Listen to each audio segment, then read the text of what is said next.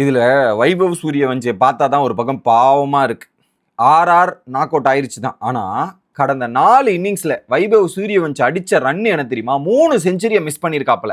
93 ஒரு வாட்டி, போன வாட்டி 97. அந்த 30 பாலுக்குள்ள கிறிஸ் கெயில் ரெக்கார்டை உடைக்கிற ஒரு செஞ்சுரி. இந்த மேட்ச் ஒரு குரூஷியலான நாக்கு. 47 பாலுக்கு 96 ரன். அதே போன மேட்ச் எங்க அவுட் ஆனாரோ அதே மாதிரி தான் அவுட் ஆனார். ஆனா இந்த இன்னிங்ஸ் வைபவ் சூரியவன்சிக்கு ஒரு மிகப்பெரிய ஒரு ஸ்பெஷலான இன்னிங்ஸ் அப்படின்றதுல நான் மாற்று கருத்தே இல்லைன்னு சொல்லுவேன். ஏன்னா வைபவ் சூரியவன்சி இந்த சீசன் ஆரம்பிக்கும் போது அவர் போன சீசன் ஆரம்பிச்சிட்டாருப்பா. இந்த சீசன் அவரால் அடிக்க முடியுமா? ப்ரெஷர் சுச்சுவேஷன் ஹேண்டில் பண்ண முடியுமா? கன்சிஸ்டன்சி காட்ட முடியுமா? குரூஷியல் கேம்ஸ்ல இது பண்ண முடியுமான்னு ஏகப்பட்ட விமர்சனங்கள் இருந்தது. இன்னைக்கு 9க்கு 2 விக்கெட் விழுந்துச்சு. அந்த பையன் வந்து நின்று இவ்வளோ ரன்னு போச்சு, 214 அந்த இடத்துக்கு போச்சுன்னா அது வைபவ் சூரியவன்சி தான் மெயின் காரணம்.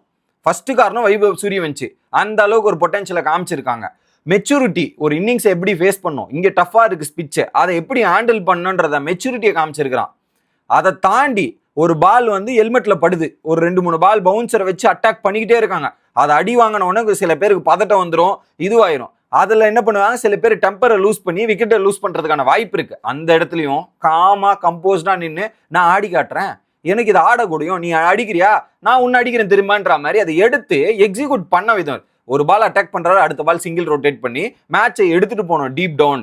என்ன ஆனாலும் நம்மளோட விக்கெட்டை லூஸ் பண்ணக்கூடாதுன்ற மாதிரி அதை எடுத்துட்டு போனார்ல, அதுதான் வைபவ் சூரியவன்சியோட மிகப்பெரிய மெச்சூரிட்டியா நான் பாக்குறேன். அதை தாண்டி இன்னைக்கே அவருக்கு ஃபர்ஸ்டா மாதிரி அந்த பேட்ல டப்பு டப்பு டப்புன்னு அடிக்கிற மாதிரிலாம் படல.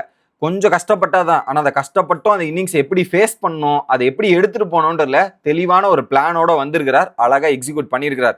இந்த சீசன் ஆர்ஆர் வேணா எலிமினேட் ஆயிருக்கலாம், இந்த சீசனை விட்டு வெளியே வந்திருக்கலாம். ஆனா வைபவ் சூரியவன்சி இந்த சீசன்ல இதை மாதிரி பண்ணாருன்றது என்னைக்கும் வரலாறுல நினைத்திருக்கும் அப்படின்றதுல மாற்று கருத்தே கிடையாது வைபவ் சூரியவன்சி. அதுல குறிப்பா இன்னைக்கு அவர் 700க்கு மேல ரன்னு போயாச்சு. அதுல 600 சில்லற ரன்னு பவுண்டரி மூலியமாட்டுமே. இது வரைக்கும் எந்த பிளேயருமே 600க்கு மேல ரவுண்ட்லாம் பவுண்டரி மூலியமா எடுத்தது கிடையாது. அதை வந்து வைபவ் சூரியவன்சி தான் பண்ணியிருக்கிறார். அதை தாண்டி 600க்கு மேல ரன் அடிக்கும் போது கூட 200 ஸ்ட்ரைக் ரேட்டு ஆடின ஒரே பிளேயர் யாருன்னா வைபவ் சூரியவன்சி மட்டும்தான். இத்தனை வருஷம் ஐபிஎல்ல எத்தனையோ ஜாம்பவான்கள் எத்தனையோ லெஜண்ட்ஸ் பார்த்துருக்கு, அவங்க யாரும் பண்ண முடியாத சூரியவன்சி மட்டும்தான் பண்றாப்புல அப்படின்றது தான் ஷாக்கிங்கான ஒரு விஷயமே. இன்னொரு பக்கம் 1000 ரன்கள் 23 இன்னிங்ஸ்ல கடந்திருக்கிறார். அதுவும் யங்கஸ்ட் இந்தியனா அவர் தான் முதல் இடத்துல இருக்கிறாரு.